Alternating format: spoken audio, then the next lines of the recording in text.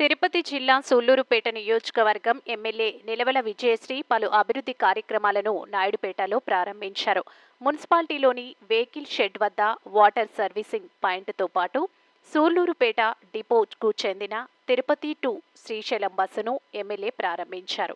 అనంతరం పాల్గొని మున్సిపల్ మహిళా సిబ్బంది, మెప్మా ఉద్యోగులతో కలిసి జాతీయ మహిళా దినోత్సవ కార్యక్రమం జరుపుకున్నారు.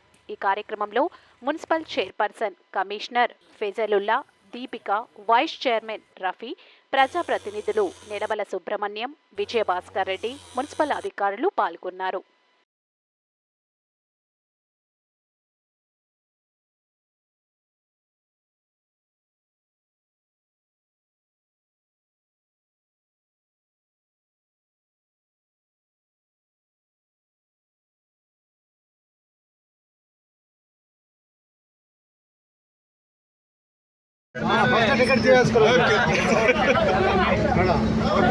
జెండా ఊపాల జెండా ఊపాలి.